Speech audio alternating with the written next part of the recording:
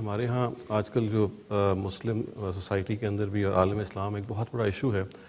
وہ دہشت گردی کا یا ٹیررزم کا ہے، اور اس کے نتیجے میں ہمارے ہاں جو مغرب میں نوجوان نسل بڑی ہو رہی ہے، ایون جو ہمارے ایڈلٹس ہیں ان کو یہ سوالات کا سامنا کرنا پڑتا ہے، اور مسلم ٹیررسٹ یا مسلم دہشت گردی یا مسلم دہشت گرد کا لیبل ان کو فیس کرنا پڑتا ہے۔ تو آپ اس پہ ہمیں ایجوکیٹ کیجئے کہ یہ جو دہشت گردی ہے، یہ جو ٹیررزم ہے جس کا اس وقت اتنا زیادہ افریط ہے جو عالم اسلام میں پھیلا ہوا ہے، داعش ہے، ISIS ہے، اس سے پہلے القاعدہ ہے، طالبان ہے، یہ سب جو ہیں یہ مل کے بظاہر ایسا لگتا ہے کہ دنیا کا امن بھی تباہ کر رہے ہیں اور مسلمانوں کو ایک دہشت کی فضا میں مبتلا کر رہے ہیں۔ تو اس کا کیا حل ہے جی؟ اس کا ایک ہی حل ہے، اور وہ یہ ہے کہ قرآن مجید کی تعلیم کو عام کیا جائے اور پورا قرآن اس کے اصل سیاق سباق کے لحاظ سے لوگوں کو پڑھایا جائے۔ اصل میں ہوا یہ ہے، یہ جو میں نے آپ کے سامنے بات رکھی کہ قرآن ایک پیغمبر کے انذار کی سرگزشت ہے، تو ان لوگوں نے بھی اسی طرح کی آیات کو نکال لیا ہے اس میں سے، یعنی اس مرحلے کی جب قرآن یہ کہہ رہا ہے کہ اب خدا نے فیصلہ صادر کرنا ہے، تعلقات توڑ لو، یا اس سے اگلے مرحلے کی جب لوگوں کو کہا جا رہا ہے کہ اب ان کے اوپر خدا کا عذاب ٹوٹ پڑے گا، تو انہی آیات کو انہوں نے نکالا ہے اور نکال کے وہ دنیا بھر میں یہ پیغام لے کے نکل کھڑے ہوئے ہیں کہ مسلمانوں کا غیر مسلموں کے ساتھ ایک ہی تعلق ہے، اور وہ یہ ہے کہ وہ جہاد اور قتال کے ذریعے سے ان کو مغلوب اور محکوم بنا کے رکھیں گے۔ اس وقت جو مسلم دنیا میں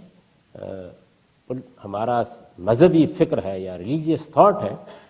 وہ بنیادی طور پر جن باتوں کو آپ کہہ سکتے ہیں کہ سب کے سب پیش کر رہے ہیں، وہ یہی ہیں کہ کسی قومی ریاست کا کوئی سوال نہیں ہے، دنیا میں صرف دو ہی قوتیں ہوں گی،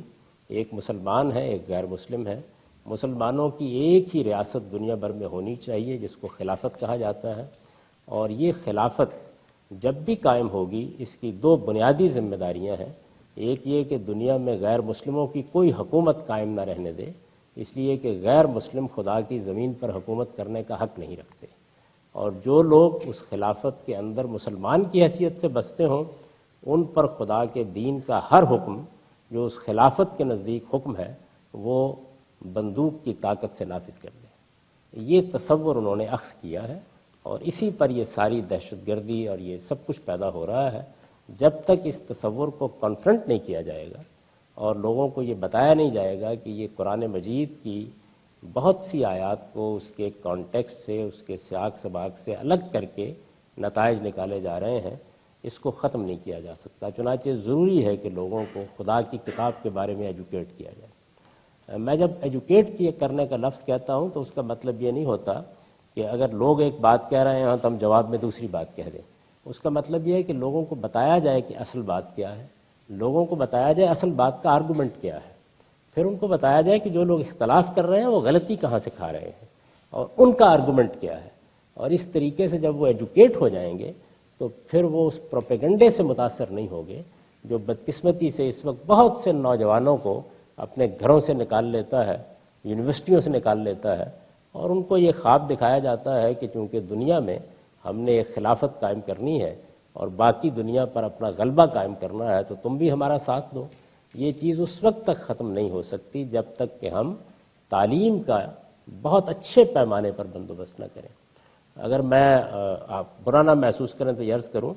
کہ ہم مسلمانوں کے ہاں مذہبی تعلیم نام کی کوئی چیز سرے سے ہے ہی نہیں،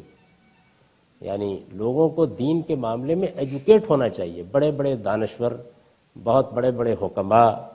ہماری یونیورسٹیوں کے پروفیسر، اور اسی طریقے سے صحافی، سائنسدان، سیاستدان، آپ ان سے ملیے تو آپ کو معلوم ہوگا کہ وہ بہت سی چیزوں سے واقف ہیں، لیکن اسلام یا دین کے معاملے میں ان کی کچھ معلومات ہوں گی، یہ نہیں ہے کہ وہ اس میں حقیقی معنوں میں تعلیم پائے ہوئے ہیں۔ اس کا یہ مطلب نہیں ہے کہ ہر مسلمان کو عالم بن جانا چاہیے، وہ اسپیشلائزیشن ہے اور وہ سب لوگ نہیں کر سکتے، لیکن دین کو جیسے کہ وہ ہے اتنا ضرور جان لینا چاہیے کہ اس نوعیت کی کوئی چیز لوگوں کو کسی غلط راستے پر ڈالنے میں کامیاب نہ ہو سکے۔ اس وقت تو میں یہ دیکھتا ہوں کہ دور دراز کے علاقوں میں چونکہ ملیشیا میں رہتا ہوں، وہاں پر بھی بہت سے نوجوان ہیں جو اس نظریے سے بہت فیسینیٹ ہوتے ہیں اور پھر وہ اپنی زندگی لگا کر نکل کھڑے ہوتے ہیں اور وہ سمجھتے ہیں کہ اس طریقے سے ان کو اس دنیا میں خلافت ملے گی اور آگے چلے جائیں گے تو جنت حاصل ہوگی، اور لوگوں کو مارنا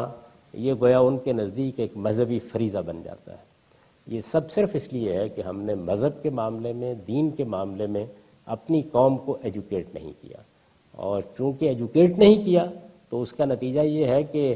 جو مذہبی فکر اس وقت ہمارے مدرسوں میں ہے یا ہماری مذہبی تحریکوں میں ہے، اس کی غلطی بھی لوگوں پر واضح نہیں ہو سکی۔